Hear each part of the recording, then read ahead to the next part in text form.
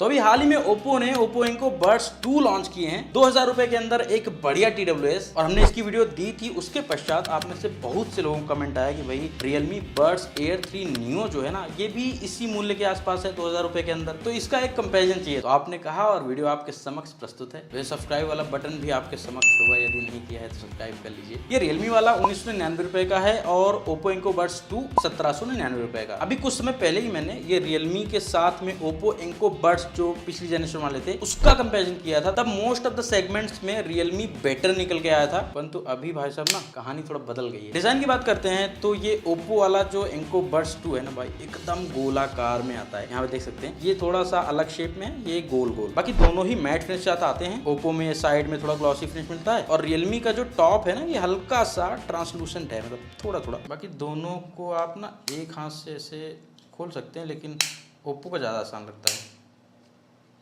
अब दोनों को उपयोग कर रहा हूँ तो डिजाइन में से छोटी छोटी चीजें समझ में आई। जैसे Realme वाला है, इसमें मैं ऐसे निकालूंगा और ऐसे ही मैं इसे डायरेक्ट कान में लगा लूंगा, और Oppo में ऐसे निकालूंगा, ऐसे लूंगा, फिर इसको थोड़ा सा इस तरफ घुमाऊंगा, इसके पश्चात मैं इसे कान में लगा पाऊंगा। बहुत छोटी सी बात है, बट ऐसे मतलब चीजें निकल आती है जब यूज करते हैं प्रोडक्ट। तो परंतु देखने सुनने में भाई हमको व्यक्तिगत रूप से ना Oppo वाला ज्यादा बढ़िया लग रहा है। बाकी फिटिंग एंड कंफर्ट में मुझे भाई कोई समस्या नहीं लगी दोनों में, और कई बार 1 घंटे 1.5 घंटे लगातार भी मैंने लगा के ऐसे यूज करा, कहीं भी ऐसा पेन वेन नहीं हुआ। बाकी दोनों में IP रेटिंग जो मिलती है, Oppo में IP54 है और Realme में IPX5 है। इसको यहाँ पे थोड़ा सा एक्सप्लेन करना चाहूंगा। जो Realme में IPX5 है ना, तो 5 का मतलब है कि ये पानी में Oppo की अपेक्षा ज्यादा ड्यूरेबल है, अर्थात थोड़ा तेज धार भी ये सह सकता है इसकी अपेक्षा। परंतु जो X नंबर है ना, उसका अर्थ यह है कि ये धूल के लिए टेस्ट नहीं किया गया है। अब यहाँ पे सामान्य ज्ञान यह कहता है कि यदि कोई प्रोडक्ट पानी की बौछारों को झेल सकता है तो चांसेस पूरे हैं कि वो धूल को भी बहुत आसानी से झेल जाएगा। तो इस आधार पे देखते हैं तो Realme की IP रेटिंग स्लाइटली बेटर है, बहुत स्लाइटली। और हाँ, यहाँ पे बैटरी की बात करते हैं ना, तो यहाँ पे भी Realme थोड़ा सा बेटर निकल जाता है। ओवरऑल जो बड्स और केस के साथ इसका बैकअप बताया गया है लगभग 30 घंटे है, और इसके बड्स का बैटरी बैकअप लगभग 7 घंटे बताया गया है। हालांकि हमने एक बार टेस्ट किया था तो 5 घंटे 20 मिनट का बैकअप मिला था और 20% बैटरी इसमें बची हुई थी। परंतु हाँ, Oppo में भी इस बार बैटरी बैकअप को इंप्रूव करा गया है। ऑन पेपर ये लगभग 28 घंटे का बैकअप दे सकते हैं बड्स और केस के साथ। बड्स का बैकअप 6 घंटे का बताया गया है, इसको थोड़ा सा और टेस्ट करना पड़ेगा हमें। हाँ, परंतु चार्जिंग में क्या है ना कि Realme को 10 मिनट चार्ज करेंगे तो लगभग 2 घंटे का प्ले टाइम दे सकता है, और Oppo को भी 10 मिनट चार्ज करेंगे तो ये 1 घंटे का प्ले टाइम दे सकता है। तो यहाँ पे भी Realme थोड़ा सा बेटर निकल जाता है। बाकी दोनों में गेम मोड भी मिल जाता है। Oppo में 94 मिलीसेकंड की लो लेटेंसी बताई गई है और Realme में 88 मिलीसेकंड की लो लेटेंसी है। अब एक बात मैं आपको बताना चाहूंगा जिससे आपके मस्तिष्क में कोई भी दुविधा उत्पन्न ना हो, वो ये है कि Oppo की जो ऑफिशियल वेबसाइट है वहां पे 94 मिलीसेकंड की लेटेंसी मेंशन करी गई है, और फ्लिपकार्ट के पेज में 80 मिलीसेकंड की लेटेंसी बताई गई है। तो इस वीडियो के लिए मैं यहाँ पे जो ऑफिशियल Oppo के पेज पे डेटा है ना, उसके आधार पे बात कर रहा हूँ। अच्छा, एक और बात बताना चाहूंगा, दोनों में ही डेडिकेटेड एप्लीकेशन का सपोर्ट भी मिलता है। तो ऐप में भी आपको बैटरी परसेंटेज, बटन्स को कस्टमाइज करना और साथ में कुछ म्यूजिक प्रीसेट्स भी मिल जाते हैं। अब Enco Buds जो पहले वाले थे ना, तो इनमें कोई म्यूजिक प्रीसेट नहीं मिलता था, परंतु इस बार Oppo ने भाई दिया है। हाँ, एक बात बताना चाहूंगा जो कि Realme में थोड़ा सा मुझे कम अच्छी लगती है। Realme लिंक एप्लीकेशन जो है ना, उसमें लॉग इन रिक्वायर्ड है, आपको लॉग इन करना पड़ेगा, उसके पश्चात ही कोई प्रोडक्ट उसमें ऐड कर सकते हैं। तो हे मेलेडी एप्लीकेशन मुझे ज्यादा सहज लगा। हाँ, यदि आपके पास एक iPhone है ना, तो आप ये अवश्य देख लीजिए। दोनों में ही Bluetooth 5.2 मिलता है। इन दोनों को मैंने इस फोन से पेयर कर रखा है। Oppo की डिब्बी ओपन करते हैं, कनेक्ट हो गए। अब Realme की डिब्बी ओपन करते हैं,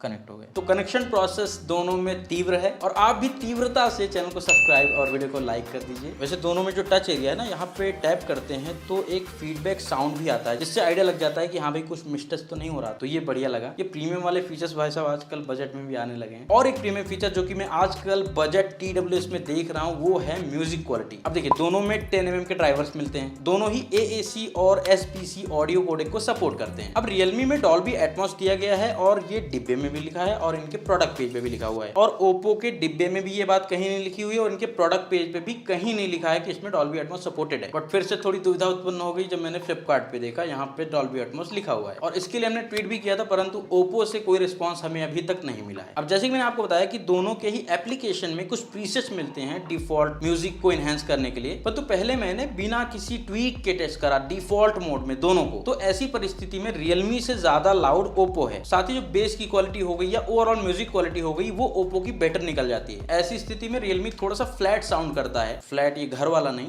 ये ऐसे वाला फ्लैट। जब फ्लैट साउंड होता है ना, ट्रेबल, वोकल्स और बेस लगभग एक ही फ्रीक्वेंसी पे काम करते हैं, तो आपको उतना अच्छा म्यूजिक एक्सपीरियंस नहीं मिलता। परंतु बहुत से लोगों को ऐसे वी शेप्ड ऑडियो पसंद होता है, जहाँ पे ट्रेबल और बेस थोड़ा हाई रहता है, वोकल्स मिड में रहते हैं। मुझे भी व्यक्तिगत रूप से यही वाला साउंड सिग्नेचर ज्यादा पसंद है, थोड़ा छनकार भी रहे और थोड़ा बेस भी रहे। परंतु जब हमने प्रीसेट्स को थोड़ा सा ट्विक किया दोनों में, इस बार ओप्पो के हे मेलोडी एप्लीकेशन में भी बेस बूस्ट वाला विकल्प दिया गया है और रियलमी में बेस बूस्ट प्लस है, साथ में वॉल्यूम इनहेंसर भी है। तो वॉल्यूम इनहेंसर यूज करते हैं तो रियलमी ओप्पो से स्लाइटली लाउड हो जाता है। परंतु इतना मैंने देखा कि रियलमी में बेस बूस्ट प्लस को इनेबल करने के पश्चात साउंड की जो रिचनेस है ओवरऑल ड्रास्टिकली इंप्रूव होती है। बेस के साथ साथ ट्रेबल फ्रीक्वेंसीज भी बहुत अच्छे से हाईलाइट हो जाती हैं। बट ऐसे दोनों को साइड बाय साइड जब मैंने यूज किया ना, थोड़ा थोड़ा ट्विक करके, तो इतना कह सकता हूं भाई, म्यूजिक क्वालिटी के मामले में ना ऐसे नोटिसेबल डिफरेंस ज्यादा है ही नहीं। 19-20 का अंतर है। कुछ गानों में मुझे लग रहा था कि भाई रियलमी अच्छा परफॉर्म कर रहा है, कुछ गानों में लगा कि ओप्पो अच्छा परफॉर्म कर रहा है। अभी जब मैंने रियलमी और ये एंको बड्स पहले वाले के साथ वीडियो दी थी, वहां पे साउंड क्वालिटी में रियलमी क्लियरली मेरे को बेटर लगा था। परंतु इस वाले प्रोडक्ट में ओप्पो ने साउंड को और अच्छे से ट्यून करा हुआ है। और अभी 2 साल पहले तक जब मैं कोई 2000 के अंदर वाला TWS टेस्ट करता था, तो उनकी म्यूजिक क्वालिटी बड़ी ही साधारण लगती थी। कई बार तो बेस बहुत हाई होता था और ट्रेबल फ्रीक्वेंसीज भाई बहुत ज्यादा फेड आउट हो जाती थी वहां पे। परंतु इन दोनों को उपयोग करने के बाद मैं बोल सकता हूँ, हाँ, साउंड क्वालिटी भाई 2000 रुपए के अंदर दोनों की बहुत अच्छी है। प्राइस के हिसाब से बेस से मुझे कोई शिकायत नहीं है, साथ में वोकल्स भी भाई एकदम क्रिस्प आते हैं और ट्रेबल फ्रीक्वेंसीज भी अच्छे से सुनाई दी जाती हैं। हाँ, अब जैसे ये OnePlus का Buds G2 है मेरे पास, ये 5000 का है। अब इसका बेस और इंस्ट्रूमेंट सेपरेशन भाई क्लियरली इनसे तो बेटर ही रहेगा, बट हाँ 2000 रुपए में ये बिल्कुल भी बुरे नहीं है। वही बात होगी ना भाई, जितना गुड़ डालोगे उतना ही मीठा होगा। दोनों में डुअल पेयरिंग जैसा फीचर नहीं मिलता, साथ में ANC भी नहीं मिलता। अब इस बजट में जनरली ये देखने को नहीं मिलता है, बट बता दिया आपको। दोनों में यदि आप पेयरिंग मोड पे जाना चाहते हैं तो दोनों ही ईयरबड्स को निकाल के प्रेस एंड होल्ड करके रखेंगे लगभग 3 से 4 सेकंड, तो ये पेयरिंग मोड में चले जाते हैं। कॉल क्वालिटी में क्या है कि दोनों में ही AI नॉइज कैंसिलिंग जैसे फीचर्स उपलब्ध हैं। माइक टेस्ट आप स्वयं ही देख लीजिए। तो अभी मैं अपने सेटअप पे बैठा हूँ और कोई भी फैन नहीं चल रहा है यहाँ पे, और ये आवाज है Oppo Enco Buds 2 की। सेम जगह पे सेम कंडीशंस अभी भी हैं, और अब आप जो मेरी आवाज सुन रहे हैं वो Realme Buds Air 3 Neo से आ रही है। फैन चलाते हैं दोस्तों, तो अब पंखा चल रहा है फुल स्पीड पे